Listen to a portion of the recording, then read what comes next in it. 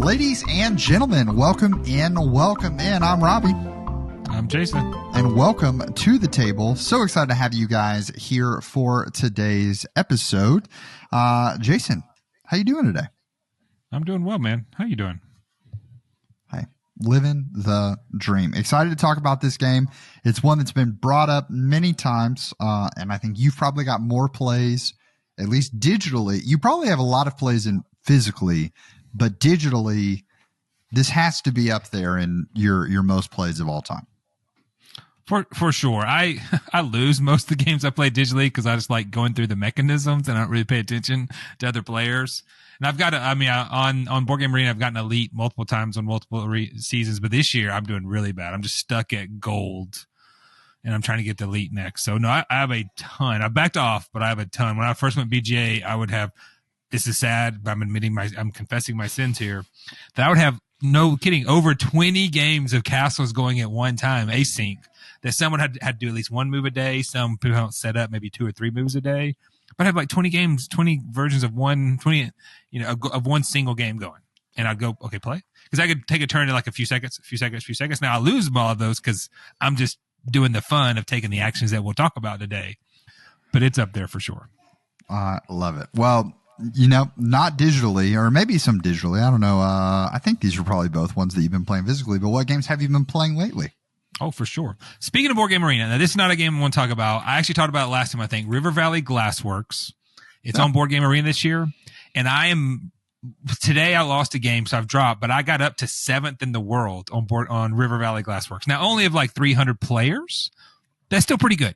Hey, to be 7th out of 300, and world title's a world title, man. So I'm because I lost today and I dropped down to like 12th. So I think technically right now I'm around 12th, and I'll just have to check because when we're done, I'll do some turns on some games. But I'm playing a ton of River Valley Glassworks. But I just wanted to throw that out there. Like that's the best, that's the highest I've gotten because Kingdom Builder on one of the previous arenas, I hit elite very quick and got top 10, but then I started dropping further and further down just because I caught it early. I won a few games early in the arena season, which is like a few months long.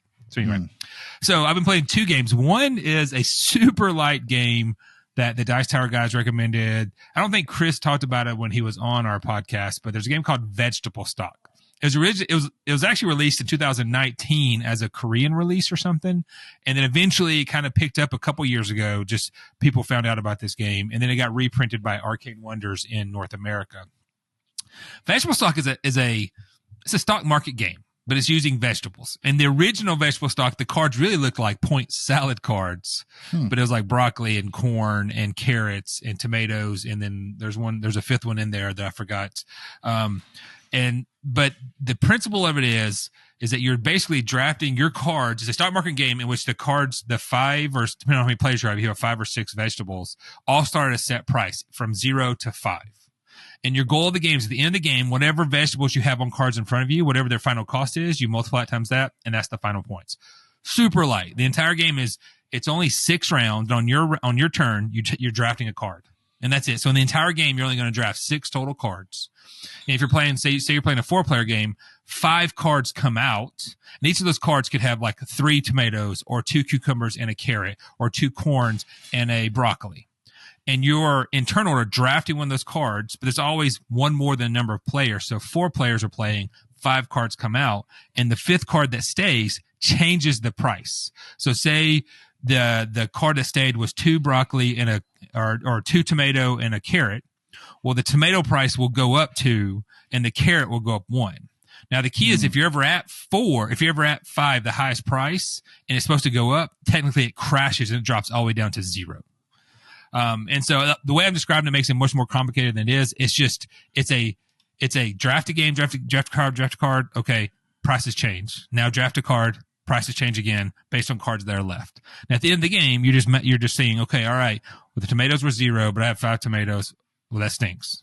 Or you could have one that, the carrots were 5 and I have 5 carrots. So that's $25, 25 points. So crazy light. Like it's quite possible. I mean, I'm not kidding when I say it's quite possibly the lightest game I own that I would bring out to game night. Point salad is technically point salad is more complicated because have you played point salad? Have we played with you, right? I've not played it, but I've watched it Right. at a party. Yeah. Because point salad has, you can either the back side of a card is your scoring goals for the end of the game, or the front card is that. So in your front of your hand, you could have 4 or 5 different scoring goals for point salad. So that's not complex, but that is like multiple levels of complex above vegetable stock. Now you could start overthinking.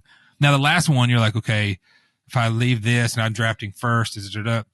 Crazy light. Liz and I played it in like 4 minutes, 2-player version, because you draft 6 cards in the entire game. That's vegetable stock.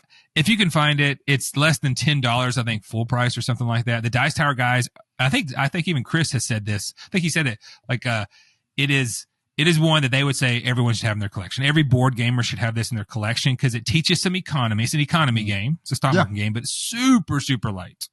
So that was vegetable stock. It was lighter, even though I watched them talk about it, it was lighter than I thought, but it's 2-player game was 4 minutes. The box says, up to 15 minutes. And that's only if people are taking a long time and super thinking. I will never do that because I just don't want to do that. But if you're looking, okay, anyway, that's vegetable stock.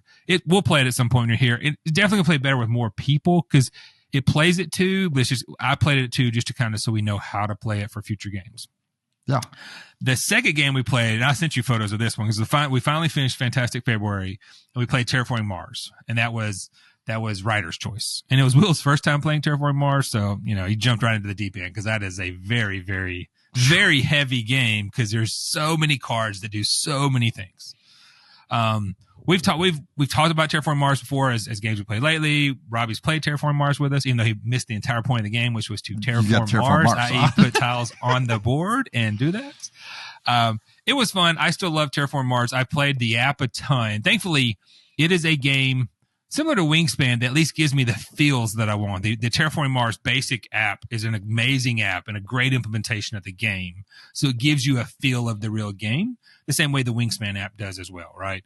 And so I probably haven't played in over a year, if not more than a year, but I played when I got the Terraforming Mars app. It was great. I played it a ton. But in the end, Terraforming Mars is really a card game more than anything else. You're still playing cards to put the greenery on the board, to put the oceans on the board, to put the other tiles on the board. But at its heart, it's a card game and playing as many cards as you can do. And I've said it a ton of times, I like playing cards to do stuff. Some cards are ongoing cards, give you ongoing benefits. Some cards are real-time stuff for I earn something right now. Some is just in-game stuff. And so the mechanisms of figuring that stuff out is always fun. Big stack of cards. We don't have any expansions other than Prelude, which is like people consider it an essential expansion because it helps speed up the game.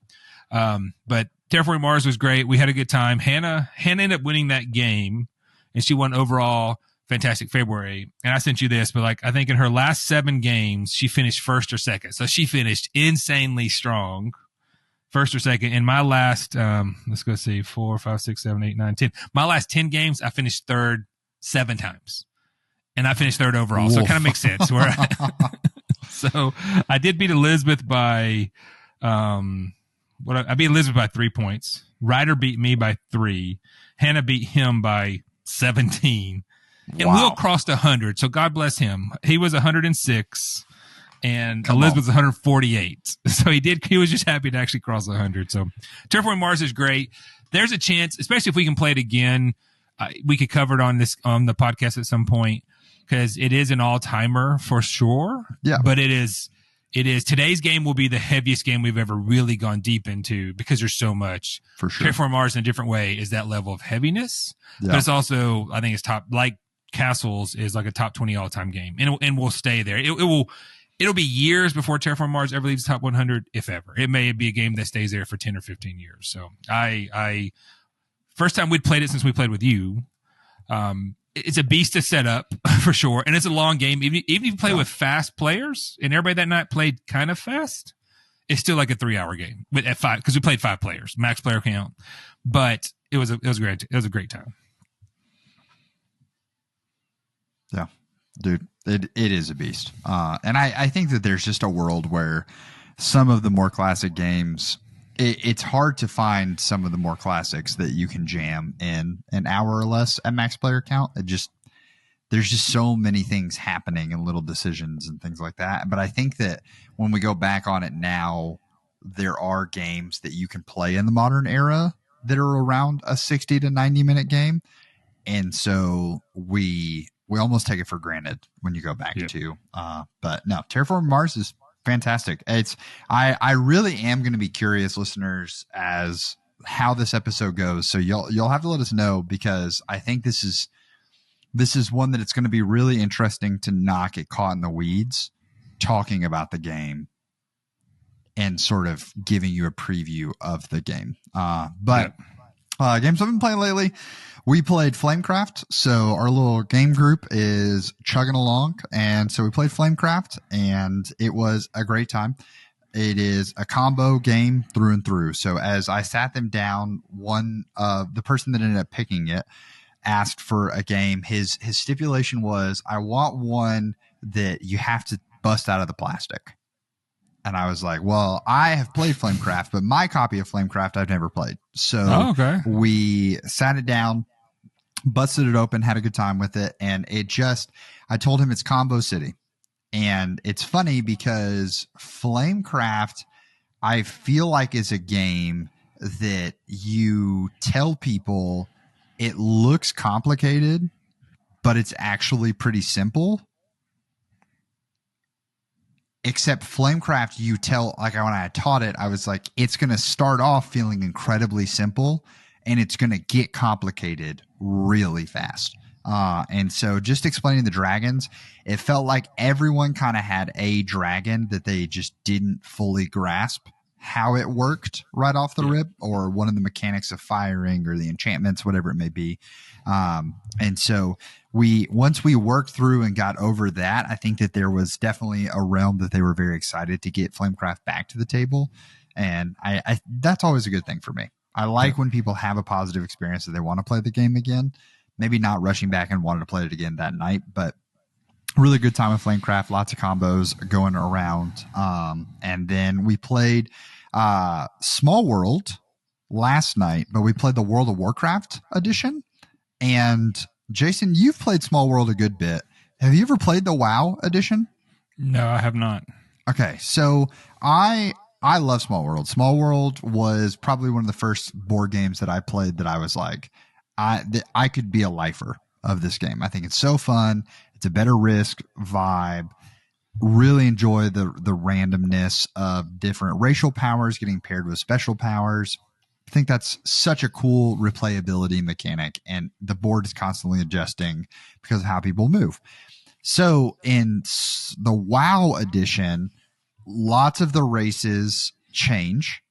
And so what we were kind of talking about as we played it is when you go to look at buying the game, if you were someone who has been interested in Small World, we did an episode on it.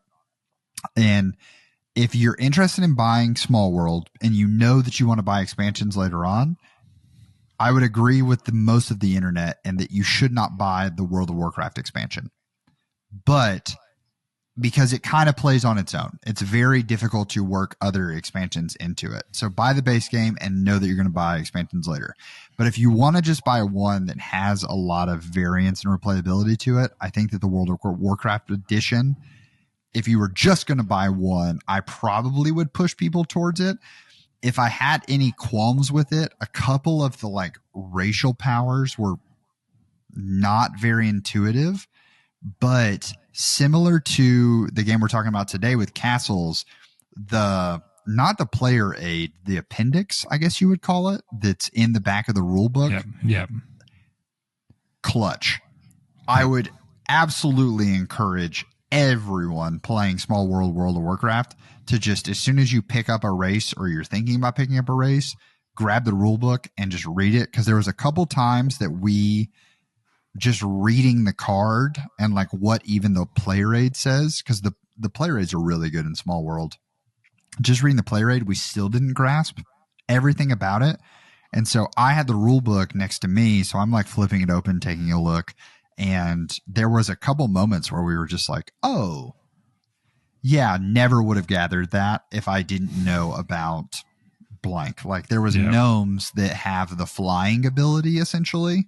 So once a turn, gnomes can just choose any area on the map as if it's adjacent. Mm-hmm. But when they choose that, they also get to roll the reinforcement die when they're attacking that spot. Okay. And if it's the last attack that they're making, they roll the reinforcement die twice, because they roll it for the reinforcement die roll and they roll it for the racial power. Like, but the picture on the card as well as the player aid doesn't really say that. So the poor guy that picked up gnomes, it was his like second or third round, and I was just flipping through the appendix reading, and I was like, "Oh, did you know you're supposed to be rolling that die?" And he was like, "What?" Like, and he ended up coming in second. So it's just, you know, like it's one of those things of it. I like that it has artifacts involved, which can be game breaking. Like that's how I ended up taking it down, and I got the small world version of skeletons.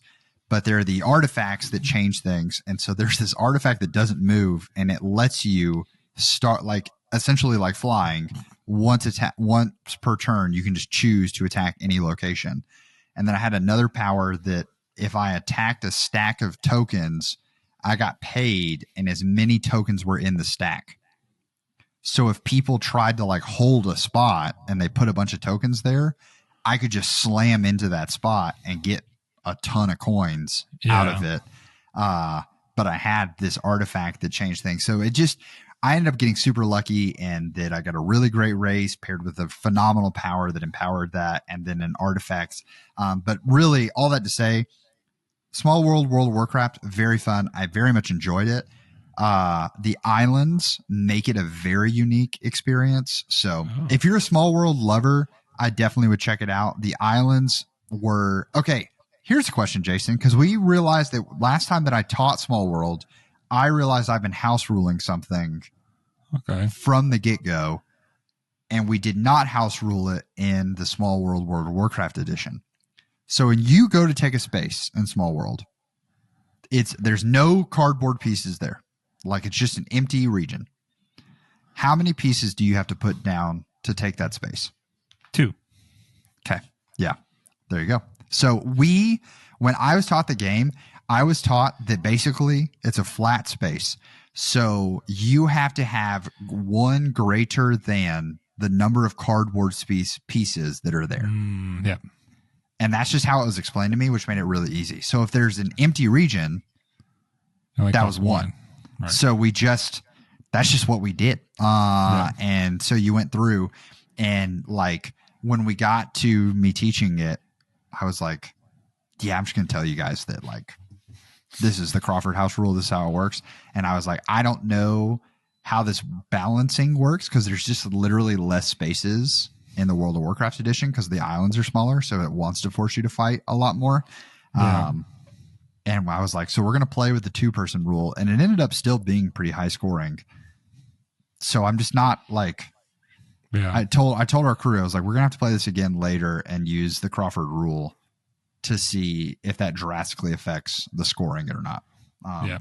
I'm okay with that with Small World. I mean, because we played it right from the beginning, because don't know why, because I think on tabletop will, taught it that way. But I would rather a house rule where you didn't have to. That way it just gave you more, you got going faster. Right. I mean, because if you only have to use one, you're like expanding fast. And maybe that's the balance issues, because if you're expanding really fast, the confrontation is going to be crazy. So whoever goes first, actually, the turn order matters, because it changes the game. It could truly change the game, because you could go take over all the spaces. Now everybody else taking the space has to go one more. So speaking of house ruling, like Terraforming Mars, we've talked about this before in the podcast. House ruling is fine as long as you understand you're house ruling it, right? Yeah. And your scores, if you go look at other people's scores, may be elevated because you're giving yourself a boost. It's fine if you accept the fact. But I've seen in plenty of forums, people get mad like, well, how did you score this many points? Well, we do this. So I'm like, well, that's a house rule. Yeah. So bragging to others about your scores when you actually are playing your own version, okay, whatever. Play your own version. Terraforming Mars, the game for the base starting stuff tells you to everyone start with 1 production, but I think in the regular game you don't, because you're using Prelude and that dictates it. But I'm like, you know what? I need this game to go fast. So we all started 1 production of everything, and then our Prelude increased it from there, because your corporation cards, your Prelude cards dictate, okay, now I have add 3 iron production, but it would be 4 because I had everybody start a production of 1 on everything.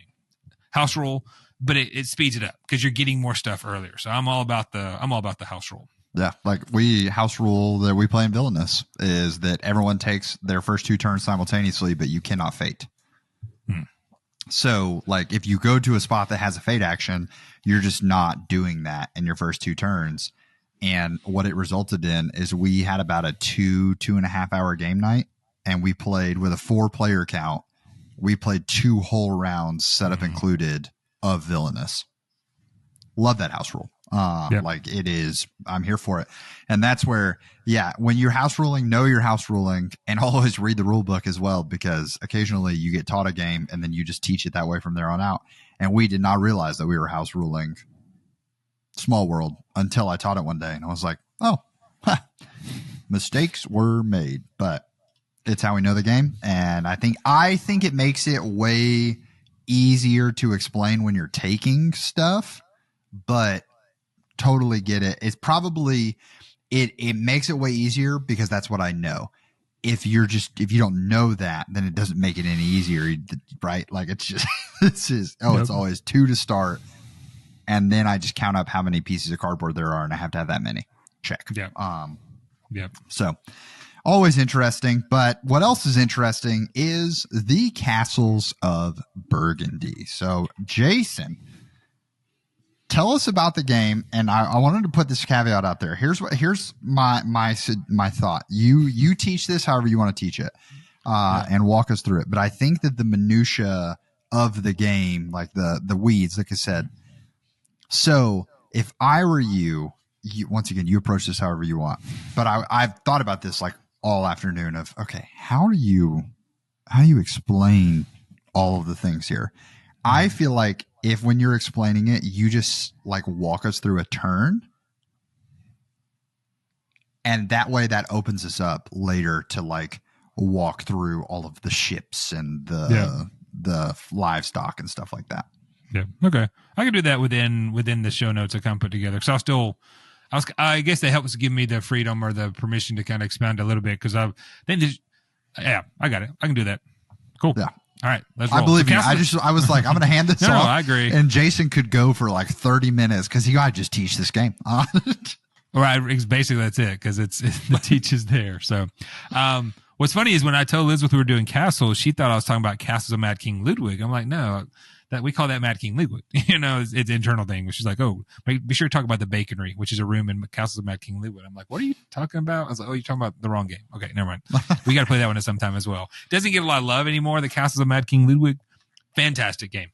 But today we're talking about Castles of Burgundy, all time great. I mean, like, if you've listened to this podcast, you will not be surprised by my score at the end of the game, at the end of the episode. Just spoiler alert, for you would not guys. be surprised by my score by my cookie rating. So, published in 2011.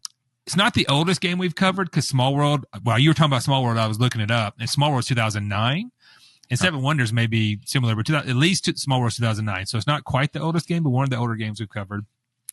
Designed by Stefan Feld, who's done a ton of stuff. He did Alhambra. Like, I don't even remember he did Alhambra, but I was looking up things he did. He did Alhambra, which we played together.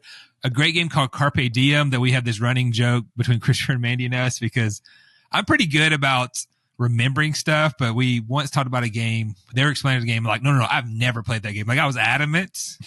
And of course I had played that game. So the joke is whenever we see that game in public, we take a photo, send it to each other and be like, hey, this game looks really cool. We should play that sometime. That just, Christopher Mandy, if you're listening to this, that's one of my favorite jokes we have between us and Christopher Mandy, because I was so adamant that I had never played it, but I was so wrong because I had. Anyway, Carpe Diem, that's a totally different game. Published by Alea and Ravensburger. I think Alea is the main publisher in Europe, the Ravensburger product worldwide. 2 to 4 players and plays 30 to 90 minutes. It's probably a little bit longer than 90 minutes, which we'll talk about based on people's AP playing slower, especially as the game goes. Number 16 on BGG, the highest rated game we've talked about. Yeah, we've talked about a couple others in the top 100, but it's number 16. And even the games above it, like Terraforming Mars, I think is above it right now, which we may cover one day. Dune Imperium, whenever we play it, 100% we're going to cover Dune Imperium, but we have to play it first. So highest rated game on there that we've talked about.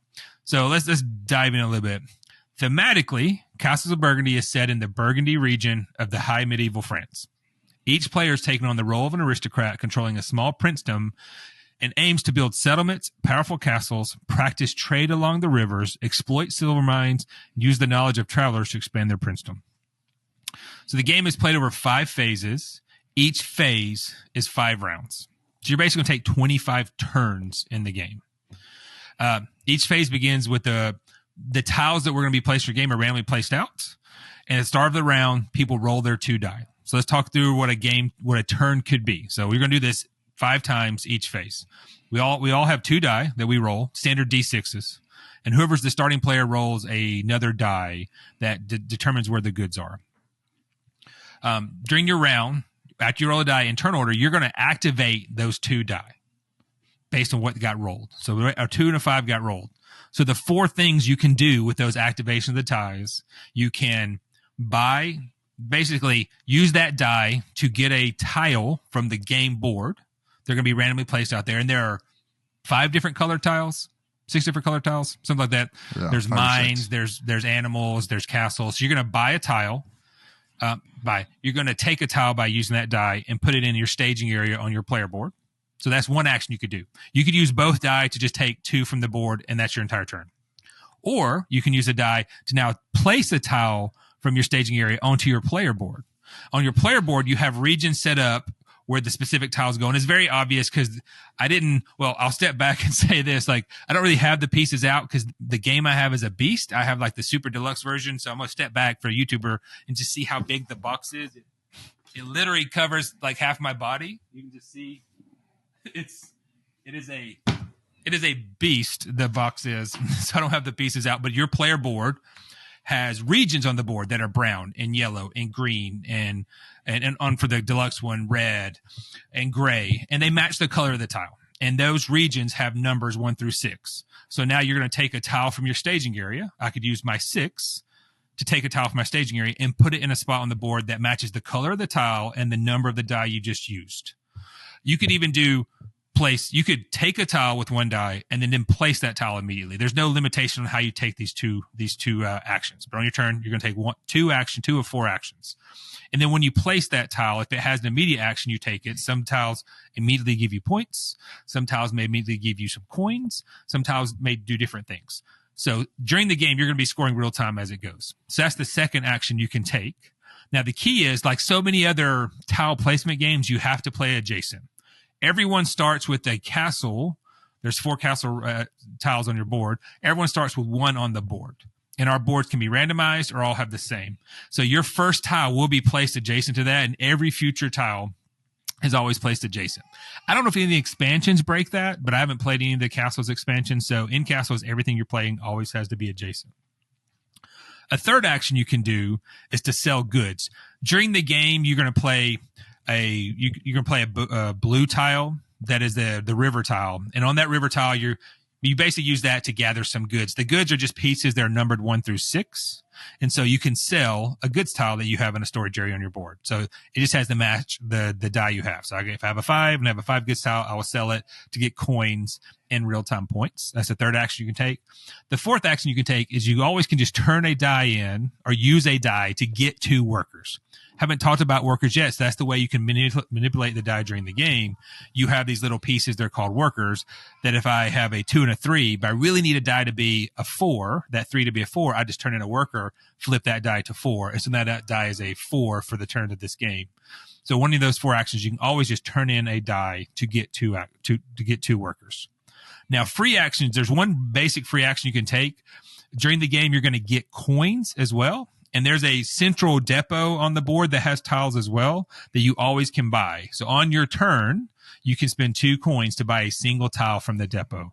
And then, like you used a die, it just goes right into your staging area. Now, each tile you do has a benefit. The gray tiles at the end of the round will give you coins, so you have coins for the next round. The blue tiles actually move you up the river on the board, and that's actually player turn order. So what's interesting about this game, it breaks turn order at different times. Like traditional games, you always go in the same order, but based on you playing your river tiles out, you will change your order. So that would change the player order. Some animal tiles just give you points real time.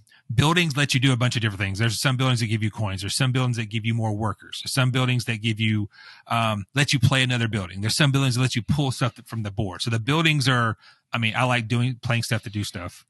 And then there's yellow tiles that may have in-game points or ongoing abilities as well. So in your turn, I'll summarize again. We all roll 2 die, and on my turn, I'm going to use those 2 die and activate them to either get a tile from the board to my staging area. Then I can use a die to get that tile from my staging area to my board. And then that's my turn. Using those 2 die, that's my turn until everyone goes. When everybody goes, we roll the die again based on turn order, and then go in order and do the same thing 5 times each phase. At the end of the game, you get points based on leftover coins. You'll get points real time based on how you've scored during the game. Some of those yellow tiles give you in-game points, like for every mine you get this, or for every other every castle you get this. And then whoever has the most points wins the game. That was high summary, and I did pretty much touch most of what the game does. The intricacies, and we'll talk about now, is all the details of what all the tiles do is really where the strategy of the game comes. That is so impressive, Jason. I just want to let you know. Comments, whether you followed along well or not, give this man a round of applause, because that is a masterful explanation that brought you through what a turn does. And I think that simplification is something that I'm going to end up saying multiple times. On your turn, you're going to, at the start of the round, you're going to roll 2 die, and that's going to influence what you're doing for that turn.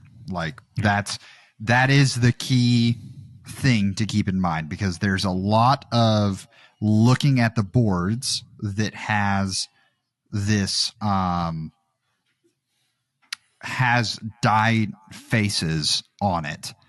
And when you're first looking at it, that can all make sense of, okay, I understand that all of the die faces are represented across all this area. How do I interact with them? Oh, I'm going to interact with them on these 2. These are the 2 ways I'm interacting every single time that it's my turn to go. And I really like the worker element as well, but we'll talk about that when we get there. So setup and teach. Setup, a little bit of a beast. There are a lot of pieces. It's a lot of pieces, because if you're a 2-player versus 3-player versus 4-player, you put out different amount of tiles. Your tiles have to be separated, and because each round, at the end of the round, whatever tiles weren't purchased are wiped from the board, and you put new tiles out. So even during the game, the upkeep of the game, while not terrible, because everybody's chipping in, or you got the red, you got the yellow, you got the green, so it goes quicker. The setup can take a while, especially if you haven't have it separated before the game. Player boards, everybody has a player board, everybody has this. You've got to put out the goods. The goods are another piece that just takes time because you're randomizing those. And the setup is definitely a beast. It's not hard. It's just a lot. It's not complicated to figure out where this goes here and this goes here. It's very black and white where it all goes. It just takes a while to do all those things. Yeah. And I feel like anytime, something about when you're setting up games, when you have to randomize stuff, like randomize little cardboard pieces, that's what they're going to be in the base game. It really does just end up adding so much time to it. Like I was just thinking about when I was setting up Small World of World of Warcraft yesterday, is you have those like 25 or 30 special powers. Well, it's really tough to like shuffle all of those together and then also keep them in the right facing order, lay them out accordingly. Like it just takes time. So with a lot of randomization elements, the teach, I feel like, take the explanation that Jason just gave, because he's taught this game a lot, add about 10 minutes because you're not as good at teaching games as Jason is, and then you're starting to grasp the concept of how long this game is going to take you to teach. I feel like you're buckling up even if you know the game. It's a 10 to 15 minute teach. Does that feel fast? Yeah, I mean, a 10 to 15 minute teach would be a fast teach, because it would be what that would be is you're going to take 2 actions. You have 4 options. You're going to take a tile, you're going to place a tile, you're going to sell goods, or you're going to get workers. Those 4 actions are actually very easy, and they're match the die. I have a 2 and a 3. I can only take a 2 and a 3 from the board unless I have workers. Yeah. I have a 2 and a 3. I can only place my tiles onto 2 and 3 spaces that have to be adjacent. So, I mean, the actual actions are easy, and depending on who I'm playing with, and this is not a game I teach a lot of people because there's so much in it. But the nuance comes where I'll talk about, I want the yellow tiles and brown tiles where all the game is really in the yellow tiles and brown tiles, the buildings and the monasteries or something. I forgot what the thematics of it are. Yeah. Monasteries, right? because the building tiles just do a ton of stuff. Every single building tile does something real time.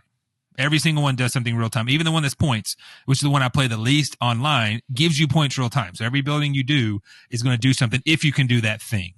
One, like for example, one building tile lets you sell goods. So as long as you have goods in your storage, you can sell those goods. Every yellow tile is going to give you an ongoing ability, or it's going to give you an in-game points. So the good teach, and this is the Jamie Stegmaier way, and I agree with, is not explaining all those buildings up front. It's explaining it each round. So while you're building the teach into the game gets going quicker. So at the beginning of the round, we pull all the tiles out. We'll literally talk through all the tiles to make sure everybody knows what these tiles do. Even I do that. Even with experienced gamers, we remind everybody what's out there. Now, jumping ahead, I don't think the base game had player aids for everybody. My Super Deluxe does. So we all have a player aid in front of us. So we always can reference, that picture of that building is this. So the player aids in the Deluxe one is really good, but the rule book was black and white as well. So being able to reference that, but coming back to it, each round when those tiles come out is when I explain all those things. And that way the teach is during the game, but you're playing much quicker. So I tell you, once everything's set up, 15-minute teach to get the game going for sure. But at the beginning of each round, it's going to be a few extra minutes to just remind people what these particular buildings do.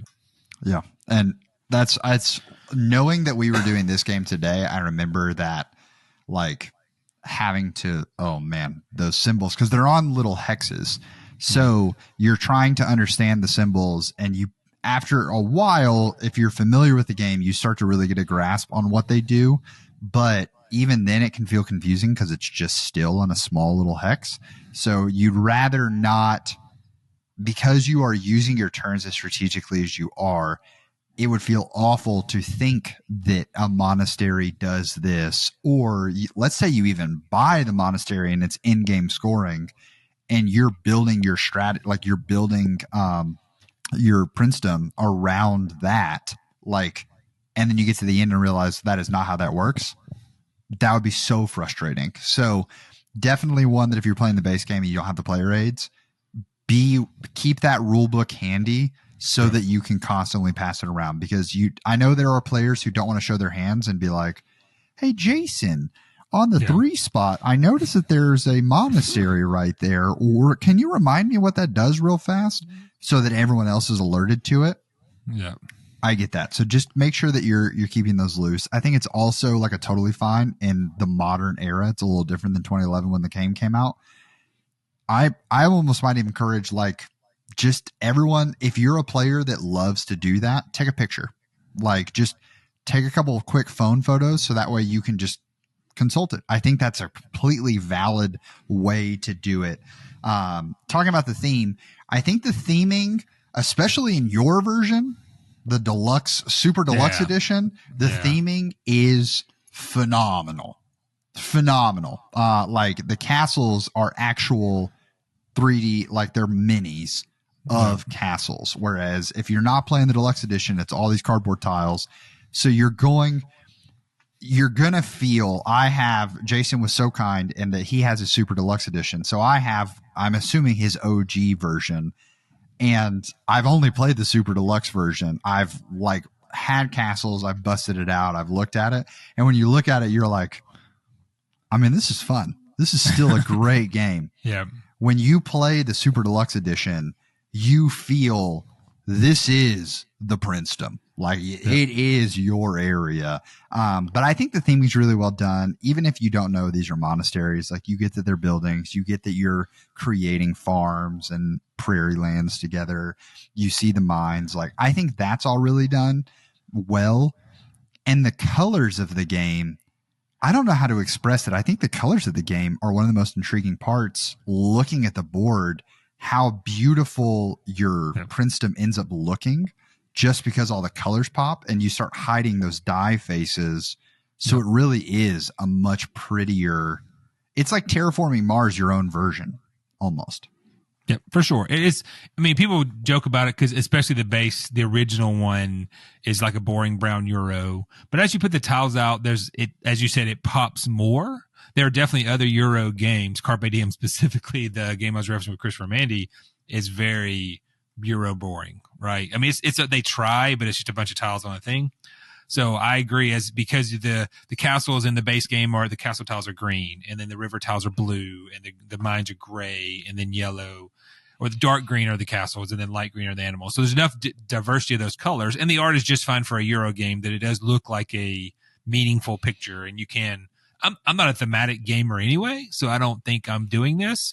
But if you wanted to be, you could, to your point, you can see the thematics in there. If you think about, I'm growing my animals out here, I'm buying animals, I'm trading with people, I'm digging a mine, and now I get silver at the beginning of each round. Those kinds of things. Yeah, I think it's really well done. Gameplay. So Jason's he's touched on it a couple times.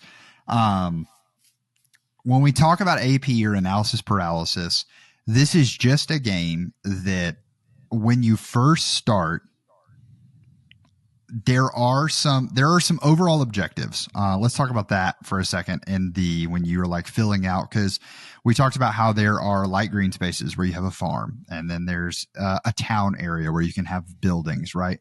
And these colors are all clustered together, and the player board that you start with is going to be different. So how you fill out what die faces are on those, as well as the size of some of the areas, can help determine what kind of strategy you should be going for. So there can be a river section, and one of them could have a large river and a small river on your board. And by a large river, it means it has 4 squares next to or 4 hexes next to each other. And then the small river has 2.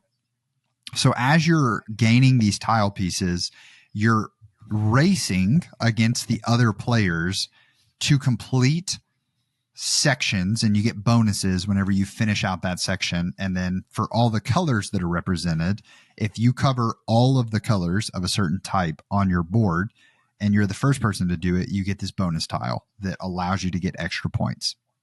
So your strategy can be determined somewhat by that. So when you think about the AP, when you first sit down, you have a castle in the middle of your board. And where you go from there, unless you're like, hey, I'm locking in on, like, your experienced players probably still don't even have that much AP at the rip, because they know, my board, I need to make sure that I go ahead and lock up buildings first, because I'm going to be able to get big points as well as get that bonus tile right off the bat. So you can end up with a lot of like very fast movement right off the rip. Now, when you get to the end, you're number crunching like crazy because you're trying to acquire some workers. So the AP definitely sneaks in as the game goes on, but it's just really hard to find any serious strategy game that's just not true for. So I like, you can't even fault it. Yeah, because there are so many options you can do. Because even to your point, if you're only going to be able to place tiles that your initial castle is touching, so you can only go for those. But then that one may be touching a different color, so you're thinking ahead. And AP, any deep strategy Euro games aren't meant to be played in 30 minutes or 40 minutes, right? Because they are perfect information. We all see the same. And other than the die rolling, we all see everybody's die. So I know Robbie has a 2 and a 4, and he's after me. Do I want to get that river tile before him just so he can't jump ahead of me in player order because there's these 3 goods I want? Or would I rather get that building that lets me play another building from my hand because that gets me whatever that is? I will say this. I lose a ton. I've said it many times on BGA, and I've been beaten by everything. I've been beaten by animals. I've been beaten by buildings. I've been beaten by the river. I've been beaten by so many different things. So there's the good thing. There's no one particular way. So Robbie referenced it, but there's so many, and we haven't talked about the specifics. There's so many different ways to score points. So for example, the animals, let's talk about scoring for animals.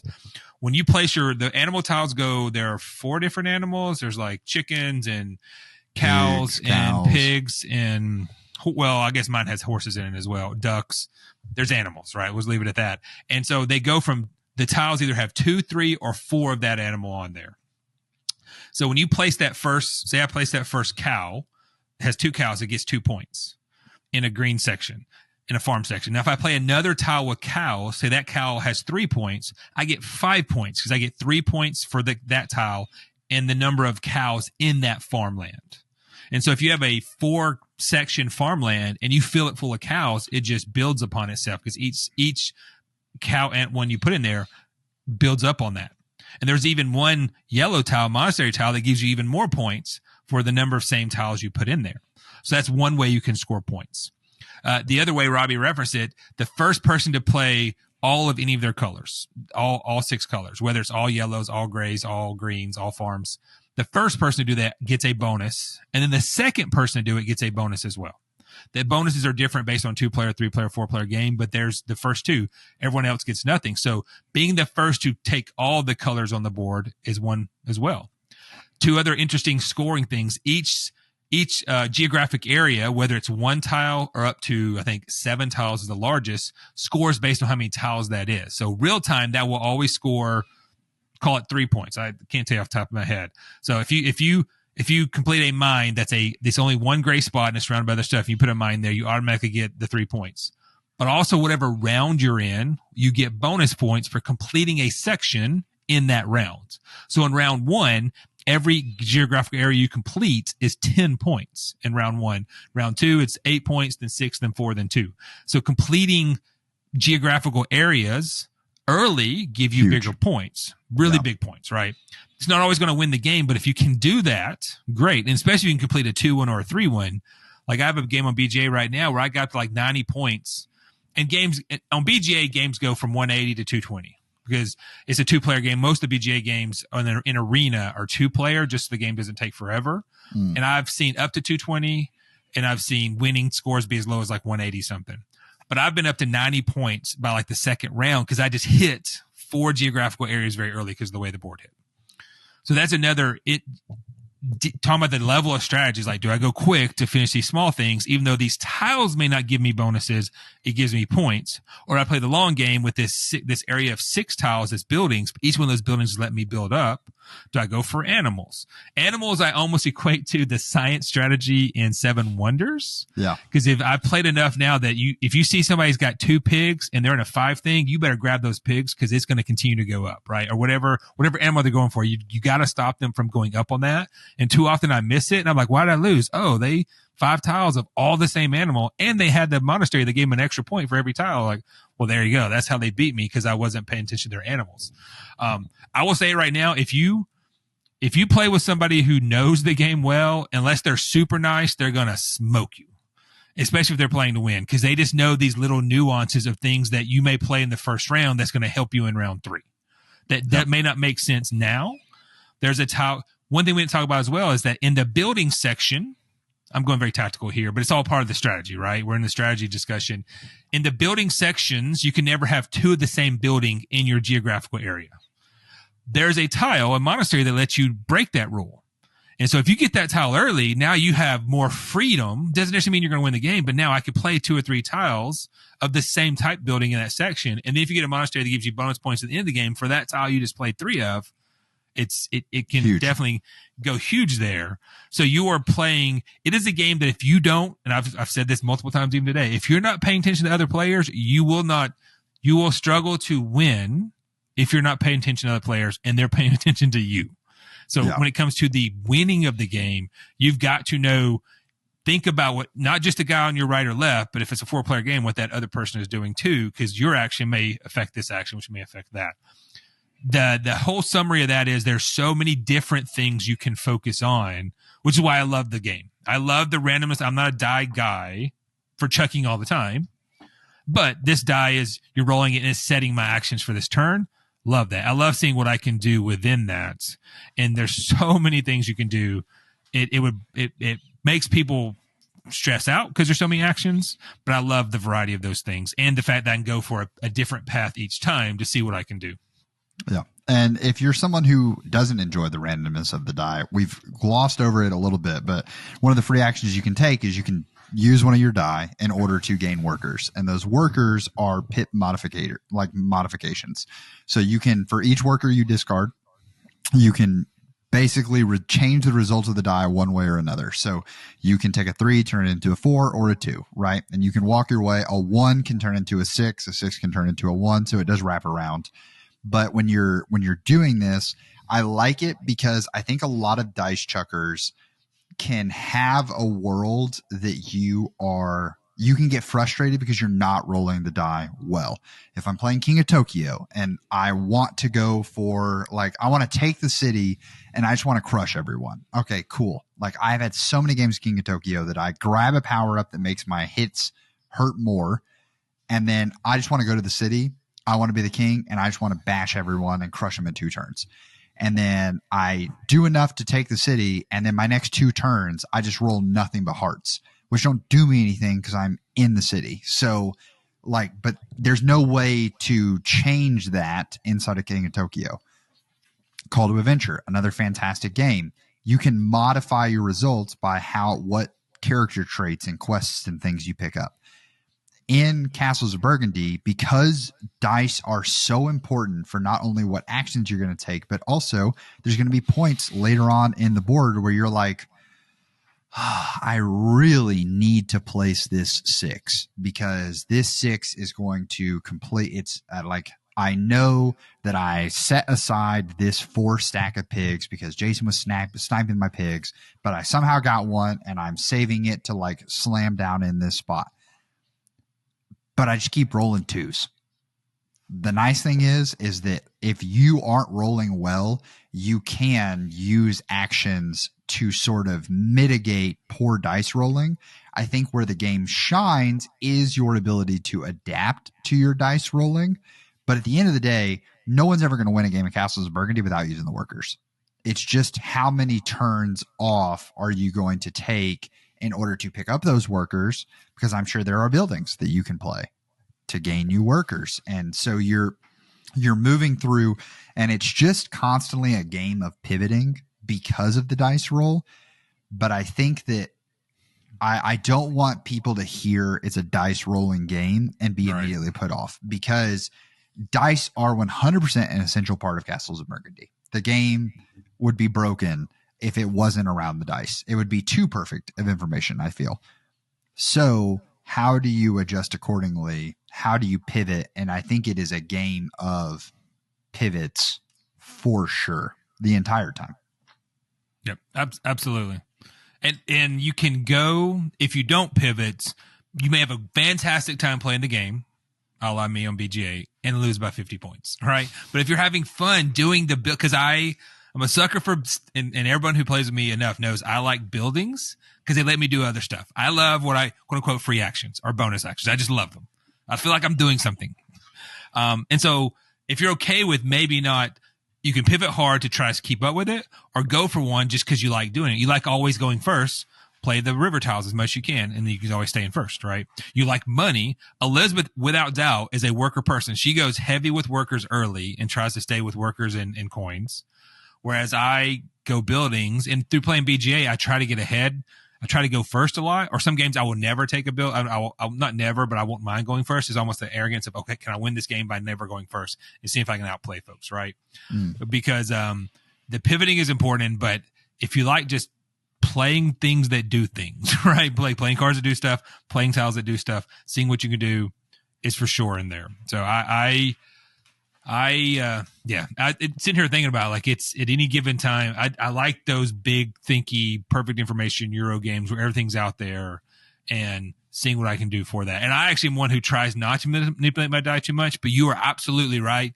The chance of you not manipulating die at some point, because there may be a point that you literally can't take anything off the board, because later in the round, you just rolled a 1 and a 2 and there's nothing on the 1 or the 2, and you either don't have any workers or you have to use a worker to change it. You're either going to turn that into workers to eventually change it, or change those die. It's every game I've ever played. 1 in a million, you may have the perfect game where every die roll is perfect. Yeah. It's unlikely. You're going to have to manipulate that, and your ability to pivot to go up or down will definitely help affect the game. Yeah, and I would even argue that if you're never using workers, you probably, I would go ahead and be so bold as to say, I don't know how you win this game without ever using workers. Yep. Like, if you just simply did the actions that exist without ever modifying your die, I legitimately don't think it's possible. But could be proven wrong, but I don't think it's possible. Another thing that I think is really interesting is we've talked about ships. As we kind of dove into the farms, talked about the buildings, the monasteries give you some really cool effects. Very similar to a lot of the buildings, there's a bunch of different monasteries that have modifications.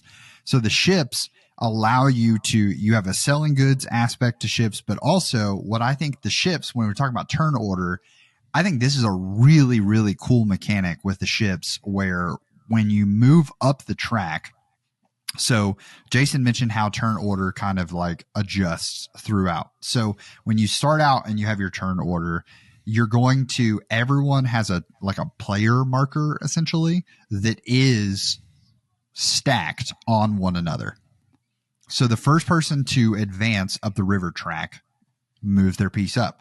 Now the next person that advances on the river track actually stacks. If someone's already in that space, they stack on top. And now they go first. So it's an interesting race of, let's say you're someone who really you like going first. You like having that powerful move right off the rip. Well, if you go too far down the track and someone's vying with you and you're the first person to reach the end, all they got to do is just get there right after you, and you are permanently in second now. That's what ended up happening is when I played, I really liked the idea of going first. So I kept trying to push it. And then I felt really good about it. And then Elizabeth just rolled up right behind me in the final rounds and jumped ahead. And I was like, I haven't thought about ships in some time. And now I suddenly I have to go back and do this. Yeah. What? I think it's a really, really cool. Yep. You can't go too far ahead, but you want to be enough ahead if that's valuable. Yeah. Very, very, because longest road in Catan is one of those, you can get to a point in Catan where I got to the longest road first. Those points are mine. Yep. I have locked you out. It's Castles of Burgundy learned from that and said, no, we will not allow the lockout to occur. Yep. It is very cool.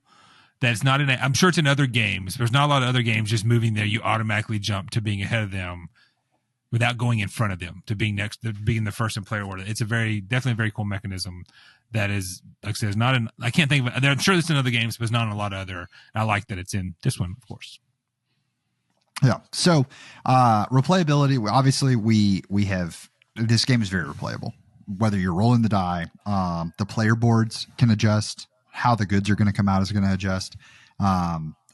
Literally every aspect of the game, every single time you play it, you will never see the same game twice. There's just too many pieces going out. So talking about production, Jason, I want you to just run off with it, because there's not just one version of Castles out there. Right. Yeah, there's two. There's an original version, and then they did a reprint version, like the 10-year anniversary of Aaliyah or something like that. And I think that's the one I gave you that has the different cover on it. It has a fancy cover. Is that the one? Yeah. I gave you and so it's the base game in both of those and the base game and the fancy version are exactly the same. Like the gameplay is 100% the same. The tiles, the base tiles are 100% the same. As we realize, I unfortunately have some of the expansion tiles mixed into mine, so I have to keep pulling them out because there's 5 or 6 expansions that I didn't even know existed that came in this. The big key about the production of the production of those games is just like any other good game with a bunch of cardboard, right? It is functional. It serves its purpose. If you never knew the deluxe one is in there, it does everything you need it to do, because you're not handling the pieces a lot, a la Quacks. And Quacks, you're pulling those cardboard pieces out of the bag. They're going to get worn out. It is what it is. I love Quacks. I think the new version we talked about even comes with it's more expensive, but it comes with the fancy pieces because they realize you need those Bakelite sweaty ones hands make cardboard bad. Yeah. But Castles, even in the base one, even though you're putting tiles out, you're not holding them in your hand and mess with them. So you'd have to play it a ton to even notice any real wear on the cardboard, like any other good game. The deluxe upgraded version from Awakened Realms. Awakened Realms is a publisher that's known for big. They have some of their original games, but they're always massive games, tons of minis, all those things. And they've actually been slowly reprinting other older games. They did Puerto Rico. They did Castles. And I was back and forth on whether I was gonna back Castles. I'm glad I did, clearly. I didn't even go all in. There's one, and I think we talked about it. There's one where even in our game, the tiles are still cardboard. They're just thicker cardboard than the base game. But you could have got the ceramic, basically like Quacks upgrade pieces for the tiles. And I'm like, they were expensive. I'm like, I don't know if I really have a purpose for those. I'm okay not having them, but it comes in. super nice bags that holds all the pieces. Like Robbie says, your player piece is actually like your different little princedom people, like the king or queen of where you're at.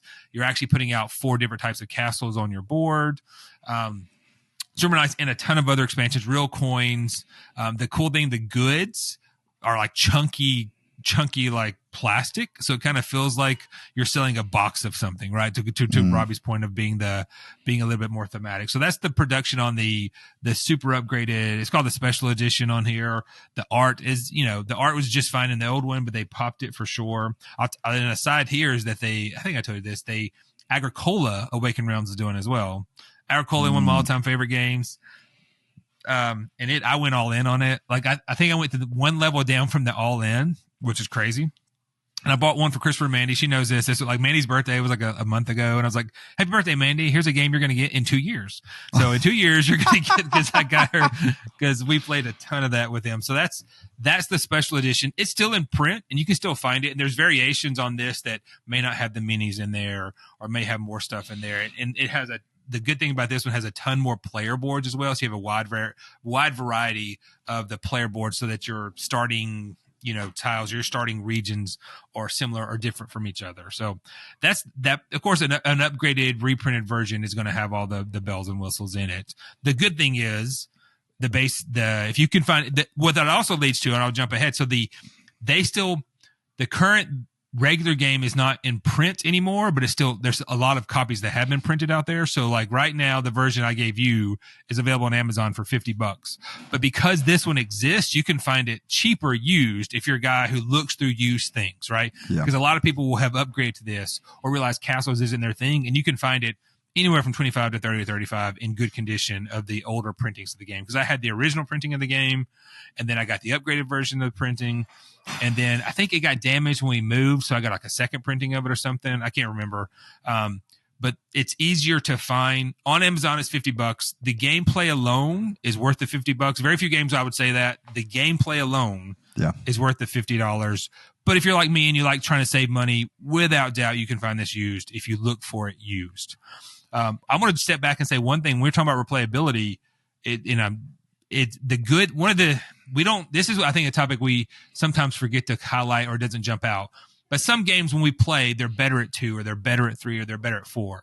To me, as long as you're okay with a longer game, Castles is the same at 2 players, 3 players, or 4 players. Like at 2 players, it's going to come right back to me. So the strategy is slightly different. I'm playing and then Liv's going to take a tile, then I'm going to take a tile. But the game plays exactly the same. And the feelings of the game for me, because I play every game on BGA I play is 2-player, but I still get the feels that I need for the game. And I'm still feeling like I'm playing a full game of Castles. So whether it's 2-player, 3-player, or 4-player, I can recommend all 3 of those very easily without one being better than the other. I like more for this, but I've played 2-player so many times that I would never be like, oh, I won't play 2-player. I love that about that. In other games, like, Small World has variations on 2 players. 7 Wonders is even at 3 players. 7 Wonders isn't that great. 7 Wonders is better at higher number counts. To me, Castles plays great at all 3 because the game feeling is exactly the same for all 3 player counts.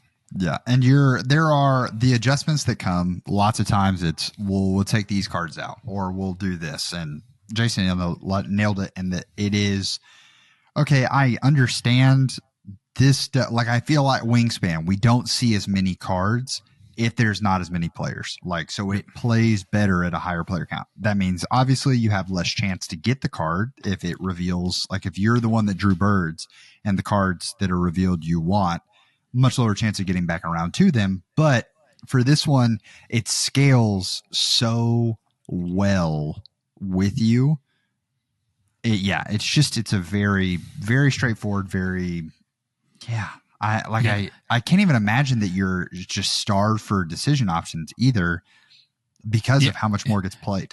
Yeah. And the way it scales really cool is that, and thinking about what you just said, it brings it out often in Wingspan for hardcore Wingspan players go deck diving for specific cards because they can work their way through it. You don't really have that option here, but your board will always have, we didn't really talk about it, but on the master board that we're pulling tiles from, there's 6 sections that we said are numbered 1 through 6, and that's the die used to take one of the 3 or 4 tiles there. So it's 6 sections, 1, 2, 3, 4, 5, 6. And based on player count, there could be up to 4 tiles or just 2 tiles there. It's 2 tiles for 2 player, 3 tiles, 4 players, 4 tile. But every single time, there are always going to be 2 river cards that come out at the beginning of the round. Every single time there's 1 mine. Every single time there's at least 1 castle. And based on player count, that changes. Like one round it may be a castle, one round it may be a mine. But every single round in a 2-player game, there's going to be a castle, there's going to be a mine, there's going to be 2 rivers, there's going to be 2 animals. So you're always guaranteed the ability to move ahead of your other player with the river. You're always guaranteed to get a mine to get that and to get a castle. The buildings are what really fluctuates in the animals, but the buildings do so much and the monasteries do so much. You have to pivot. You have to play what comes out. And I feel like, I don't know if I've ever played a game where tiles didn't come out that made me happy or I got to do what I wanted to do, knowing that, okay, I may not get the tile that lets me place it to get a river or an animal, but I'm getting tiles that are giving me more workers this game, so I now can modify that. So that's how they're able to play with that scalability, is certain tiles will always be out to try to level the playing field for that. The one cool thing about the castle tile, whenever you play a castle, you get to automatically do a full other turn. So of those 4 actions, you place a castle tile. That's one of the best ones that we try to get real quick because it gives you basically 1 full other action, but 1 is out every single time. And then in the depot is randomized on tiles that come out in the depot. There may be a castle in the depot. You can just buy for 2 coins. There may be a mine. There may be a river tile or maybe those other things that let you do that. So the randomization of the buildings in the depot are a little light, but I've never played a game where I'm like, well, this game just stinks because nothing good came out. Because every building does something good. Every monastery, even there's some monastery tiles that let you now pay 1 less pip. Your die doesn't have to match. For every mine I put on there, it can be 1 less or 1 more. Like, so if my mine space is a 4, but I roll a 3, well, I can get that. Or I can place it for that's where the monasteries come into play. So everything out there is meant to help you, whether it's points within the game, whether it's real-time abilities as you go. The scalability is great. Yeah. I'm with you. Because I really do. I think on the replayability side of even a game like Small World that we played last night, of there's just going to be games where all of the options are bad. Like just the random pairing of, oh, well, that's normally a really cool race. That power is so meh. Like that's one of our friends who ended up coming in. I think he came in last, just ended up in this, like, 3 of us ended up on races with powers that were really good. So none of us were going into decline. And he was just like, I get it. Why would you go into decline? All of these are not good options. And so, yeah, like it ends up being a tough game. Whereas this game is going to run very, it's hard to say, right? Like it's, because if you say it's going to run similarly every time, that makes it sound like there's not high replayability. But it's going to run similarly in that you're going to get to enjoy all of the mechanics of the game every time. How the game flows or like where it goes is going to change. But yeah, you're going to do the thing every time. And I've said this a ton here. I've gone after every strategy and I've lost with every strategy. To the point is, if I can, and I'm not trying to discourage people, but that just is trying to emphasize the variety of options that come out in a game. If somebody's going heavy one way, well, if you pivot and know what you're doing, you can now go another way to try to beat them. Or if they're, so I've gone heavy with stay first player. I've gone ignoring the water altogether. I've gone mines early so I can get coins. I've gone castles fast so I get an extra bonus. I've gone animals. I don't do animals as much. That's probably an area I should pick up some, as doing animals, but I've done it all and lost, but I've also done it and played newbies and won because they just didn't realize I was rolling with that. Right. And that just, to me, BGA is a great thing. He's given me this time not to believe maybe it's made up, but like the variety in there and the different options you can have to go win are diverse every single time. It's not the same one every single time. Yeah. Well, Jason, I think you've got a surprising vote here, so I want you to go ahead and start us for cookie scale. I mean, obviously, I could joke around about it, but it's not going to be any surprise. It's one of my, at any given time, Castles would be my number 1 game of all time. At any given time, right? It fluctuates really between Dinosaur Island, Agricola, and only if I'm playing with people who know how to play the games, it doesn't take forever, and Castles. So between those 3 games fluctuate at any given time. Wormspan is probably top 5 right now. Just totally random discussion. Wow. There. I think about Wormspan a lot, and I love Wormspan. I don't play it enough, but I love. Anyway, I come back to it. It's a double doozy. It's never even a question. It was always a double doozy. I didn't have to think about it. It's pretty easy. Yeah, I'll go ahead and tell you it's a double doozy. Because here's why I'm putting it there. It's not a game that I get to the table very often. It's not a game that I rave about. I think about this game, and even in prepping for this episode, like I was talking about it last night. I was like, I'm going to be really curious, kind of prepping for this episode because I got to remind myself. This game doesn't have the history with me of I played it early on. Like I found it much later in my gaming career life. So I don't have the long history of it. I don't play 20 games at one time on BGA. I just don't have the background with this. But when I think about some of the more iconic games that exist out there in the world like even if you look at the big 3, right, of Catan, Carcassonne, and Ticket to Ride, for me, Carcassonne's probably the only one that's like a locked in double doozy for me. I like Ticket to Ride. I'll play it. I will honestly play Catan, but when I think about Castles, it is one that when I think about okay, with a play group, it's something everyone should play. If you call yourself a gamer, you should play this game in time. And just because of the variance that comes across, and the fact that there is no, I can't sit here and have a Stone Age moment, right? And go, oh, well, you just play the cards and you do it. I'm sure there are strategies that beat it, but if you do that, I cannot poke holes in this game because the biggest hole is you have to roll dice. Yep. But you can fix that. It's not always going to win because if you don't want to pivot as hard, you don't have to. You can just do exactly what you want to do. Once again, you're not going to win, but you can do the thing. So I really love that element of it. And it's certainly really, I have spent a lot of time mentally prepping for this episode. I probably have mentally prepped more for this episode because I was like, Jason is going to be so ready for this that I've got to match his level. And just the more prep that I did thinking about it, looking at the game today, I was like, it's up there. It's a double doozy for me. Yeah. Any final thoughts, Jason, as we wrap it up? No, excited to hear that. I'm definitely glad to hear it. It's easy. It won't ever leave my collection. I can't imagine any more. Eventually I need to play the expansions, but I love the base game so much, and the base game is essentially perfect. And like you said, it's hard to really pick on anything because there's your die rolls. Maybe you get the best. Maybe you have the right die rolls at the right time every time based on the die that the things are on the board. Unlikely. You may have 2 or 3 in a row that's perfect, but 25 times in a game, it's just not going to happen that one person's die rolls are perfect. With you got die. the 2 and the 4, right? With 2 die, and then you got the 3 and the 6, then you got the 1 and the 5, perfect every time. It just doesn't happen. If there's any critique, it's that. But the odds of that are so astronomically low because you can also start manipulating. We'll just get some workers and start manipulating it, and they'll get ahead, or get starting player to go ahead.